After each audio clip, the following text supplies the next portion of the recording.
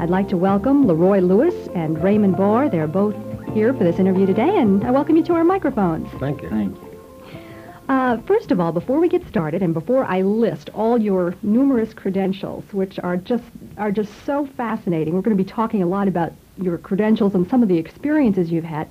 Yeah, maybe we talk about Ray first. Ray, let me ask you, how did you first get interested in playing the organ? Because you've been playing for a long time now. Well, I originally started when I was about 6 years old in piano. And the local theater in my hometown had just put a Wurlitzer organ in, which was a big deal in those days. It was the Rockham Theater in Nyack, New York. That's where I was born. And I'd sit there not to watch the movie, but in those days the silent movies were just going out and the talkies coming in. I'd sit there by the hour just watching the organist play and looking up, wondering where all those sounds were coming from. And it just fascinated me from an early age. And when I was going to church on a Sunday school, and I didn't come home, and they had the police out looking for me. They thought I was lost. Well, I had walked past the church coming from Sunday school, and I heard this organ music, and I went in, and I looked at these big gold pipes, and I heard this bass, and I sat through the whole service. And they thought I was kidnapped. They had an alert put out for me, and I walked home. My mother beat the devil out of me.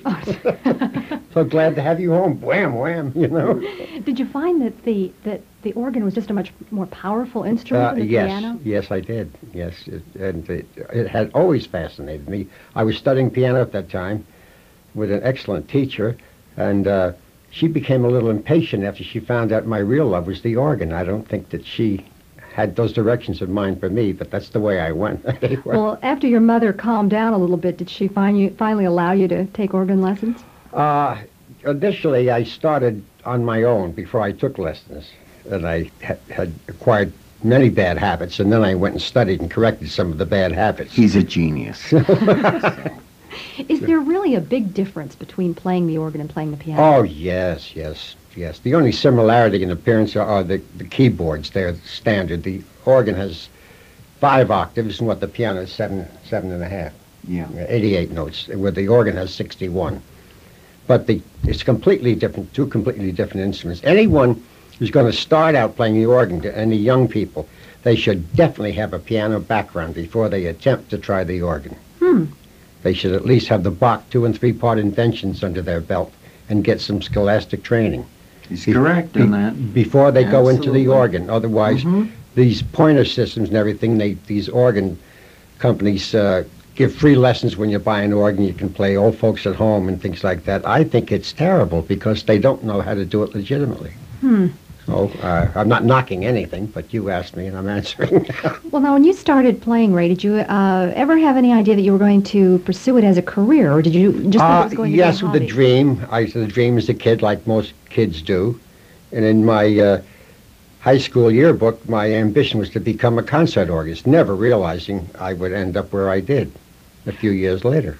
Well, let's find out some more about where you did end up. Radio City Music Hall. What a place. I mean, that is just sort of the epitome of entertainment centers in the world. Yes. What is the size of Radio City, for those listening who may not know? Do you know how many it seats? Or it seats 6,000 people. They claim 6,200, but it seats 6,000. They did that because the Roxy Theater seated 5,800, and they claimed they seated 6,000. So the music hall had to outdo them. So that's but it's a huge barn of a place, and the organ itself, physically, one side of the organ is on 50th Street and the other side is on 51st Street.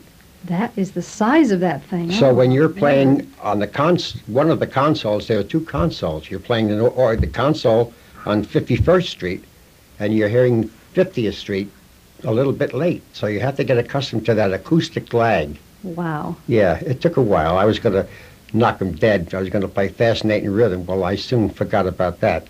Was that the day of your audition? Yes, it was one of the days that they tried me out at house closings for the exit music, just to see how I would fit in. What was the feeling that you had that day when you walked into Radio City Music Hall for the first time and had to sit down and audition for them? In awe. I was in awe of the place. Well, now, what happened once you finally got through that audition and you were were you on top of the world? Not really, because I ended up being what they call the flunky. I was taking days off and shows that other people wanted time off, and I was sort of the flunky for a while. And thank goodness I was, because I broke in that way. It's a very difficult organ to play because it's different than most Wurlitzer theater organs, and because of the acoustic lag and everything else. But I was very fortunate in breaking in that way, and I gradually finally I got to be on staff, and then I ended up with Mr. Richard Liebert, who was the chief organist since the music hall opened in 1932. He retired, and he handed his scepter to me, which I was flattered. I became the chief organist until the music hall closed. Music hall closed as the Radio City Music Hall Corporation. It reopened under a new policy. It's called Radio City Music Hall Entertainment Center, and there were no more movies shown and no 3-hour show plus the symphony orchestra, which is no longer, no ballet. All they kept were the Rockettes. So they have no movies. It's a whole different concept, and they're not open 52 weeks a year for general performances. They're using it for concerts and things. So it's not the same. Well, I would imagine that in the 32 years that you were there must have been some very interesting things that happened to you. Would you like to tell us about a couple of them? Well, yes, I will. Music hall console, unlike many other theaters, in other theaters the console was on an elevator, and it would come up to stage level, up from the pit. Well, the music hall was on stage level. It was on a track. Now, this is the organ itself. The console of the organ. And it rolled in and out on the track. When the console was in, we had a traveler curtain behind it that closed it off so the audience couldn't see it. Well, we had control of that. So when it came time for the organ solo, we had 2 buttons underneath on the left-hand side. One was open curtain, the other was console eject. Oh, my first bad experience, I got very, very confused because I was so nervous, and I ejected the console first without opening the curtains. Oh, no. And it was quite a catastrophe because I ripped the music rack off the organ. So you shot through the curtain while the curtain Curtain was was still closed. Yeah. Then I pushed the stop button and finally corrected it, but it was too late. I'd already smashed the music rack. So I bet you surprised a few people out in the audience as well. You bet. I hope you weren't disrupting the Rockettes or somebody like that. Oh, no, they didn't know anything about that. Okay. What are some of the other things that happened to you? Well, the organ, when it rolled out almost to the edge of the apron, which was about a foot away from the audience, which was about 3 feet down. And the organ was supposed to have an automatic stop limit, so when it rolled out, it would stop at a certain place. Well, one time the stop limit did not work. But the organ was protected from it because there were big chains on the back of the organ holding it, so in case that ever happened, it couldn't go beyond.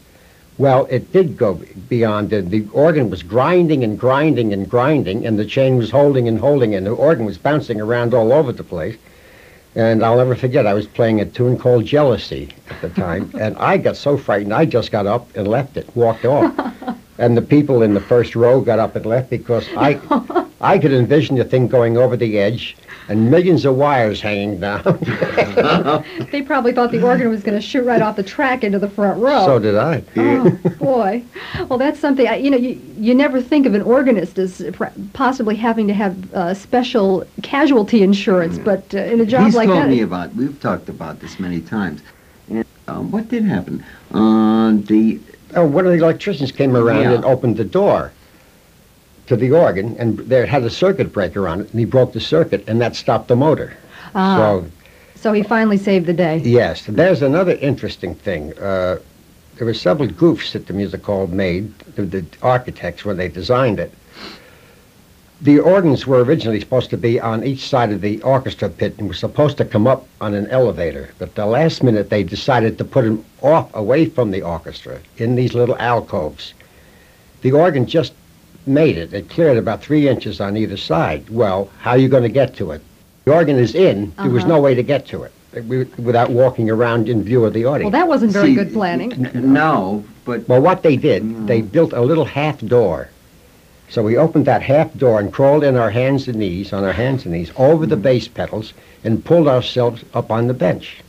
This is how you got it. That's how we had to get to it. It was rather undignified, crawling on your hands and knees with a unit with a tuxedo on. Did anybody ever see you crawling out on your hands and knees? Unfortunately, yes. It was a Christmas show, and the curtains were open on the console, even though it wasn't being used. And I didn't know they were open. And I opened the door and crawled across it, and there I look out, and here I am looking at the audience and people looking up at me and laughing, you know. Ray, do you think that the public in general has a misconception of organ music? There's so many people that should have studied a little more that were playing professionally, that people say, oh, no, not that again. And so when they'd hear somebody good, they wouldn't take time to stand and listen. Let me add this at this point. Just a few days ago, I was over at the Trinity Methodist Church and had an opportunity to listen to Mr. Bohr practicing for this concert that's coming up on Sunday. It sounded phenomenal, though. The sound it's fun. Just well, we have to gorgeous. change our styles to do this. So you're saying that that particular kind of an organ is really entirely different from what you make? Oh, Oh, yes. yes, definitely. Yes, Oh. yes. So we're revamping our style to meet the what that organ offers. So I see. It's going to be different. How do the two vary in sound between a church organ and a Oh, theatrical well, organ? the church organ is very legitimate sounding. A theater organ, every voice is exaggerated, just as stage makeup is. The stage makeup is exaggerated, so you can see that from a distance. Like a theater organ, the flutes are flutier, the strings are stringier, the reeds are reedier, and the tremulants are more tremulous, where a church organ is for a different purpose completely. But we're trying to adapt our style in with that organ, and it's going to be a lot of fun. It's going to be like the Boston Pops. It's called a Pops concert. Pops. Okay, well, let's give some details out here again. Now, this benefit performance, which the two of you are going to be starring in, is going to take place this Sunday at 3 o'clock, correct? Is it 2:30 or? I don't know. I think it's 3 Oh, o'clock. good. I'm Okay. glad it is. At the Here Tr- we're playing it and don't know. Well, we'll find out for you. Get you there on time. And that's Yeah. going to be at the Trinity Get me to the Methodist church on Church. time. And that's in Hackettstown, New Jersey. And I would suppose that if anyone is interested in getting information about tickets, they can call the church and find out where you can pick up your tickets for that. Yeah, Well, I'm sure that it's going to be a real educational experience for a lot of people who don't really know much about the organ, and they'll have a chance to really hear a wonderful new organ as well. Mhm.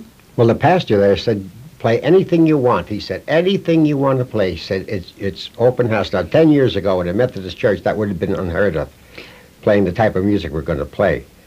Well, But- I think that's something we should let everybody know, too, that if you're expecting to go there and if you think you're just going to hear church music for No, they're not going to hear church music. They're going to hear something like they never heard before on that organ. Okay, the roof may be coming off this Sunday at the Trinity Methodist Church. But if you get a chance, try to get over there and hear this, because this is a rare opportunity. You know, we don't get that many concerts, and especially benefit concerts like this, that come into our area. And it really is a fabulous opportunity to get out and hear some very, very talented men, talented musicians, and it should be a very fun afternoon as well.